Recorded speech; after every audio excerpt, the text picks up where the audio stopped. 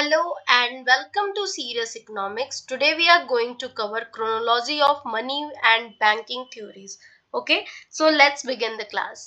First theory है हमारी William पेटी की 1696 में आया है और क्या नाम है इस थ्योरी का? अर्ली क्वांटिटी थ्योरी, जो किस किस के बीच में रिलेशनशिप बता रहा है? मनी एंड प्राइस के बीच में रिलेशनशिप बता रहा है। क्या कहता है ये विलियम पेटी की थ्योरी कि ये जो थ्योरी है ये बताती है कि मनी जैसे इंक्रीज होती है वैसे वैसे प्राइस भी बढ़ती है, मतलब जितना ज्यादा पैसा उतनी ज्यादा प्राइसेस। ठीक है, ये एक बेसिक फाउंडेशन है क्वांटिटी थ्योरी ऑफ मनी का। इसमें क्या है? मनी एंड प्राइस का रिलेशनशिप बताया गया है। देन दूसरी थ्योरी जो है हमारी डेविड ह्यूम द्वारा दी गई है, जो कि 1752 में आती है, जिसका नाम है प्राइस स्पीसी फ्लो मैकेनिज्म। ठीक है, प्राइस स्पीसी फ्लो मैकेनिज्म, जो कि मनी एंड ट्रेड के बीच में रिलेशनशिप बताती है। क्या थ्योरी ये कहती है प्राइस स्पीसी कि अगर किसी कंट्री में गोल्ड या उसे कह लो मनी, जो भी कह लो, ठीक है, गोल्ड के टर्म में हम देख रहे हैं, अगर किसी कंट्री में गोल्ड आता है मतलब प्राइस बढ़ जाती है। ठीक है, फिर एक्सपोर्ट गिरते हैं, इंपोर्ट बढ़ते हैं और गोल्ड जो है वापस बाहर चला जाता है। ठीक है, तो इसका कंक्लूजन इस थ्योरी का यही था कि जो ये सारी चीजों से क्या होता है कि automatically balance of trade mechanism establish होता है। ठीक है, तो डेविड ह्यूम की क्या थ्योरी है? मनी एंड ट्रेड का, मनी एंड ट्रेड के बीच में रिलेशनशिप बताया है और नाम क्या है? Price स्पीसी flow mechanism. ठीक, विलियम पेटी की अर्ली क्वांटिटी थ्योरी। देन आते हैं 1776 में एडम स्मिथ की थ्योरी, देखते हैं क्या है? Real bills doctrine. ठीक है, रियल बिल्स डॉक्ट्रिन जो है किसकी है? एडम स्मिथ की थ्योरी 1776 में, जो कि देते हैं कॉमर्शियल बैंकिंग प्रिंसिपल्स के बारे में। ठीक है, तो कॉमर्शियल बैंकिंग प्रिंसिपल्स में इसमें एडम स्मिथ क्या बताते हैं कि बैंक को सिर्फ रियल ट्रेड के अगेंस्ट लोन देने चाहिए। ठीक है, बैंक को सिर्फ क्या? रियल ट्रेड के अगेंस्ट लोन देने चाहिए, मींस कि प्रोडक्टिव एक्टिविटी के लिए ही क्रेडिट देना चाहिए। Safe banking equal to real transaction के बराबर। ठीक, तो Adam Smith real bills doctrine समझ आया? कॉमर्शियल बैंकिंग का एक प्रिंसिपल दिया गया जिसमें बताया कि बैंक को सिर्फ रियल ट्रेड के अगेंस्ट ही लोन देने चाहिए। ठीक, नेक्स्ट जो है वो आते हैं 1803 में हेनरी थॉर्नटन। ठीक है, हेनरी थॉर्नटन का क्या कॉन्सेप्ट है? क्या कौन सी थ्योरी है? पेपर क्रेडिट के बारे में बताते हैं और बताते हैं lender of last resort concept. ठीक है, मींस कि क्राइसिस में सेंट्रल बैंक को बैंक्स को सपोर्ट करना चाहिए। ये कॉन्सेप्ट जो है जाके बाद में और भी इंपॉर्टेंट बन जाता है जब सेंट्रल बैंक के बारे में हम पढ़ेंगे। ठीक है, तो हेनरी थॉर्नटन का क्या कॉन्सेप्ट है? थ्योरी का नाम था पेपर क्रेडिट, जो कि सेंट्रल बैंक को बताता है लेंडर ऑफ लास्ट रिसोर्ट। ठीक, फिर आते हैं 1848 में जॉन स्टुअर्ट मिल की थ्योरी, जेएस मिल जिसे कहते हैं, जो क्या करते हैं? क्वांटिटी थ्योरी को फॉर्मलाइज्ड करते हैं एंड बताते हैं मनी एज ए विल, मतलब रियल इकोनॉमी जो है, रियल इकोनॉमी मतलब क्या? आउटपुट और एम्प्लॉयमेंट, वो इंपॉर्टेंट है। रियल इकोनॉमी क्या है? वो इंपॉर्टेंट है। मनी सिर्फ क्या है? कवरिंग है। ठीक है, विल बताते मनी एज ए विल, मतलब कि कवरिंग है। मनी क्या है? एक सिर्फ कवरिंग है, रियल वेरिएबल्स को अफेक्ट नहीं करता है लॉन्ग रन में मनी।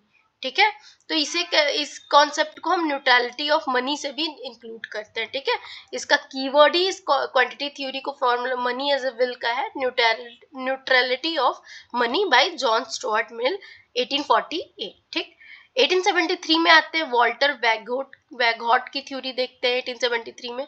वॉल्टर वैगहॉट जो है वो देते हैं लॉम्बर्ड स्ट्रीट के बारे में, जो कि क्या कहता है? Lender of last resort in crisis. ठीक है, मींस कि इसका रूल ये था कि हाई इंटरेस्ट पे लोन दो और गुड कोलेट्रल के अगेंस्ट दो। ठीक है, तो ये क्या था?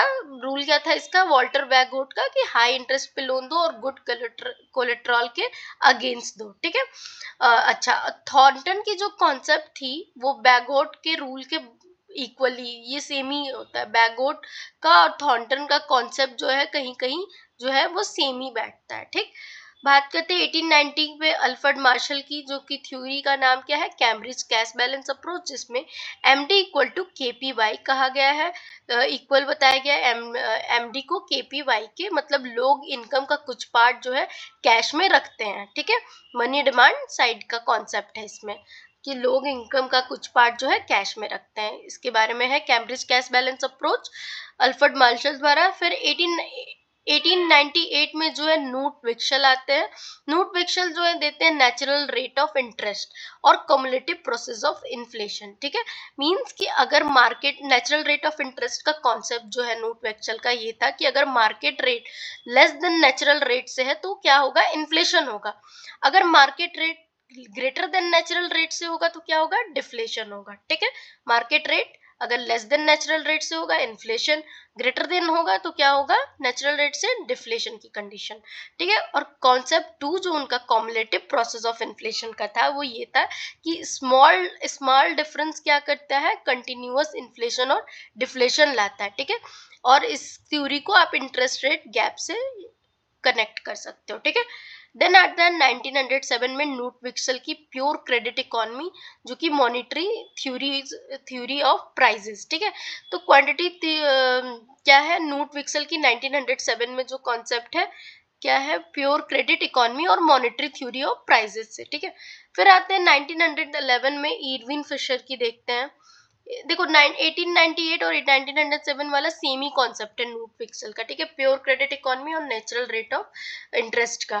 देन अब अगर हम बात करें 1911 में इरविंग फिशर की MV equal to PT quantity theory of money को जो है ये फॉर्मुलाइज कर रहा है 1911 में इरविन फिशर। इसमें क्या करते हैं, क्या बताते हैं कि एमबी जो है वो किसके बराबर है, पीटी के, मतलब मनी सप्लाई जो है डायरेक्टली अफेक्ट कर रही है प्राइस लेवल को। ठीक है, तो ये है MV equal to PT. Okay, अगर अब बात करते हैं यूएस फेडरल रिजर्व की, 1913 में यूएस फेडरल रिजर्व में क्या कॉन्सेप्ट है कि ये बताता है एस्टेब्लिश्ड मॉडर्न सेंट्रल बैंकिंग, मतलब कि मॉडर्न सेंट्रल बैंकिंग का ही ये कॉन्सेप्ट है 1913 में, जिसको यूएस फेडरल रिजर्व से हम जान रहे हैं। जिसमें क्या बताते हैं, क्या समझते हैं हम लोग कि यूएस में सेंट्रल बैंक जो है एस्टेब्लिश हुआ, मॉनेटरी पॉलिसी कंट्रोल कैसे स्टार्ट हुआ। ठीक है, इंस्टीट्यूशनल डेवलपमेंट जो है 1913 में हो रहा है, क्योंकि हम मनी एंड बैंकिंग की क्रोनोलॉजी पढ़ रहे हैं तो इसे भी हमने ले लिया है। ठीक है, इतना इंपॉर्टेंट नहीं है। फिर हम देखते हैं 1930 में कीन्स आते हैं, और कीन्स क्या देते हैं, ट्रिटीज ऑन मनी। ठीक है, टू प्राइस लेवल थ्योरी। ठीक है, जॉन मेरियार्ड कीन्स का जो 1930 का है ट्रिटीज ऑन मनी, इसमें क्या है, ट्रू प्राइस लेवल थ्योरी के बारे में बात होती है कि good market and financial market जो है वो अलग बिहेव कैसे करते हैं। ठीक है, इसके बारे में वो बताते हैं, या करते हैं तो उसका रीजन देते हैं वो। ठीक, उसके बाद हम लोग 1936 में देखते हैं फिर कीन्स की कौन सी theory, general theory liquidity preference theory of interest के बारे में। तो इसमें मनी डिमांड के 3 मोटिव बताए थे कीन्स ने, ट्रांजैक्शन, प्रिकॉशन एंड स्पेकुलेटिव। ठीक है, इंटरेस्ट रेट जो है डिटरमाइन किससे होगी, मनी डिमांड एंड सप्लाई से। ठीक है, देन आते हैं 1944। ठीक है, अगर एक क्विक रिवीजन करें तो क्या अब तक 1936 तक तो पेटी का जो था, पेटी का कौन सा थ्योरी था, मनी अफेक्ट प्राइसेस। ह्यूम का कौन सा था, ट्रेड एडजस्ट होता है। ठीक है, स्मिथ का क्या था, सेफ बैंकिंग का कॉन्सेप्ट। थॉर्नटन और बैगवोट ने क्या कहा था, वो क्राइसिस में सेंट्रल बैंक को lender of last resort consider करते हैं। ठीक है, देन फिर कौन आते हैं, मार्शल आते हैं, विक्शल आते हैं, फिशर आते हैं। मार्शल क्या बताते हैं, मनी डिमांड के बारे में। विक्शल क्या बताते हैं, इंटरेस्ट रेट गेम के बारे में। फिशर क्या बता रहे हैं, फिशर जो है एक अपना इक्वेशन दे रहे हैं कि जिसमें एमबी इक्वल टू पीटी के बारे में। ठीक है, और उसके बाद इन फेडरल इंस्टीट्यूशन, यूएस के फेडरल इंस्टीट्यूशन की बात की हमने, कीन्स की modern theory, interest plus money demand देखा।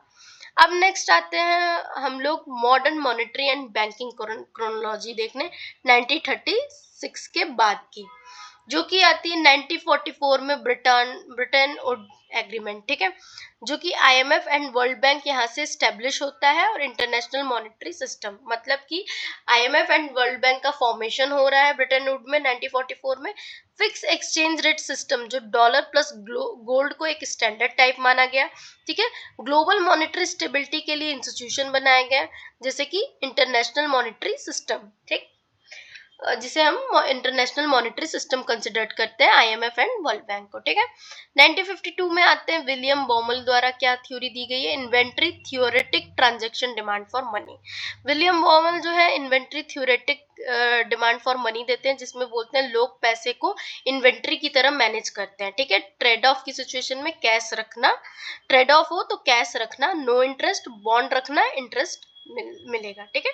तो ट्रेड ऑफ तब होता है, ठीक है। ट्रांजैक्शन डिमांड ऑप्टिमाइजेशन की थ्योरी मान सकते हो, ठीक है। ट्रांजैक्शन डिमांड को ऑप्टिमाइजेशन, विलियम बॉमल।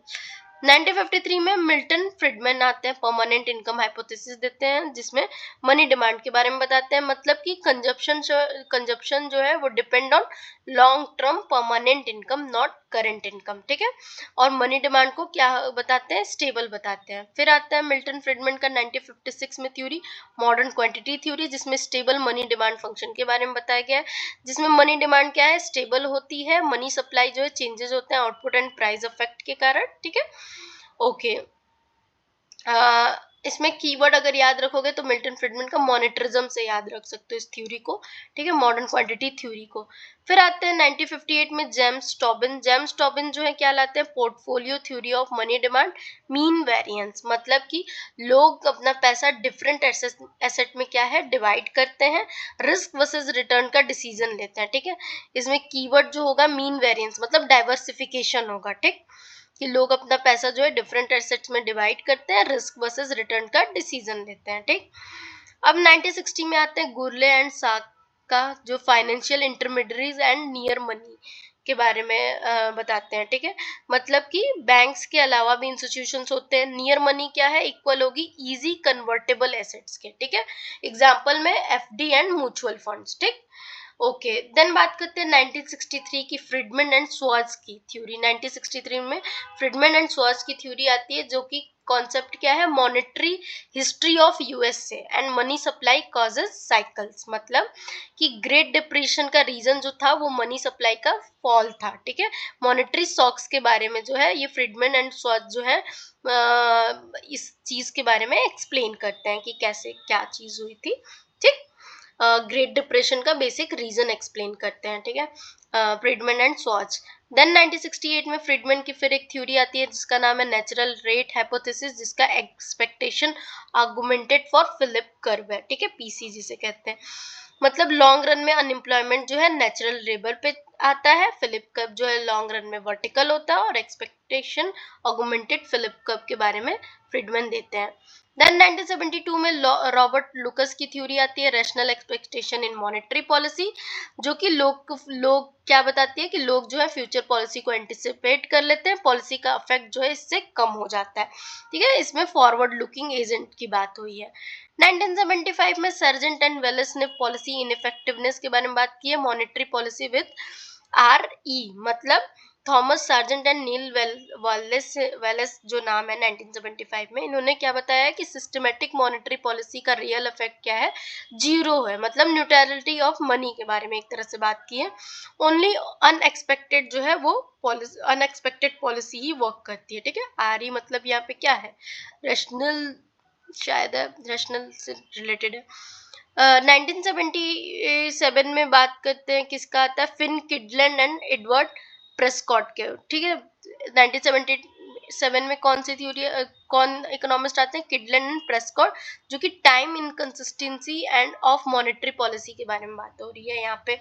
तो टाइम इनकंसिस्टेंसी का मतलब क्या होता है कि गवर्नमेंट जो है शॉर्ट टर्म फायदे के लिए पॉलिसी चेंज करती है, इससे क्या होता है, रिजल्ट जो है इन्फ्लेशन बायस आता है, और इसलिए सोल्यूशन क्या दिया गया कि रूल्स जो है ज्यादा होने चाहिए, रूल्स को ज्यादा फॉलो डिस्क्रिशन से, ठीक है। तो इसे कहते हैं time inconsistency of monetary policy का कॉन्सेप्ट, ठीक है। इसके बाद आते हैं 1988 में Basel committee on banking supervision पे आ जाते हैं, बेसल 1, जिसे first international capital adequacy standard कहा गया, 8% CRAR के कैपिटल एडिक्वेसी नॉर्म, ठीक है। तो बैंक को 8% CRAR मेंटेन करना होगा, ठीक है, क्योंकि बैंक की सेफ्टी के लिए बेसल फर्स्ट एक बैंकिंग नॉर्म है, सुपरविजन नॉर्म है। तो बेसल फर्स्ट में कहा जाता है कि बैंक को जो है 8% CRAR जो है मेंटेन करना होगा, क्यों, क्योंकि बैंकिंग सेफ्टी के लिए, ठीक है। देन आते हैं हम इंडियन एलपीजी रिफॉर्म, इंडिया 1991 में लिबरलाइजेशन, प्राइवेटाइजेशन एंड ग्लोबलाइजेशन, जिसे हम इंडियन इकोनॉमिक रिफॉर्म भी कहते हैं। Financial sector liberalisation, Narasimha committee, ठीक है। फाइनेंशियल सेक्टर जो है ओपन हुआ, इकोनॉमिक रिफॉर्म आया है इंडिया में, ठीक है। देन आप बात करते हैं 1992 की नरसिम्हम कमेटी फर्स्ट के बारे में, जो कि बैंकिंग सेक्टर रिफॉर्म था, जो कि एनपीए को रिकॉग्नाइज मिलती है और कैपिटल नॉर्म सेट किए जाते हैं, मतलब कि NPA recognition, capital adequacy norms and banking efficiency के बारे में नरसिम्हन कमेटी 1 था। ठीक, 1998 में फिर बेसल 2 की दूसरी नॉर्म्स आती हैं। ठीक है, 1998 में बेसल 2 की फिर से नॉर्म आती है बैंकिंग के लिए, क्या 3 पिलर फ्रेमवर्क लाते हैं, कैपिटल, सुपरविजन एंड डिस्क्लोजर, मतलब कि कैपिटल रिक्वायरमेंट चाहिए, सुपरविजन होना चाहिए एंड मार्केट डिसिप्लिन होना चाहिए। ठीक है, इसका कोर मतलब इसका रीजन क्यों था 3 पिलर फ्रेमवर्क लाने का बेसल 2 में, कि रिस्क मैनेजमेंट हो सके बैंक्स में। ठीक है, ओके, तो अब तक हमने क्या देखा, पोस्ट किन्सियन में 3 फेसेस देख लिए हमने। फेस 1 जिसमें money demand theories, Baumol, Fridman and Tobin की। फेज 2 में एक्सपेक्टेशन रिवोल्यूशन देख लिया, जिसमें फ्रिडमैन, लुकस एंड सर्जेंट आते हैं।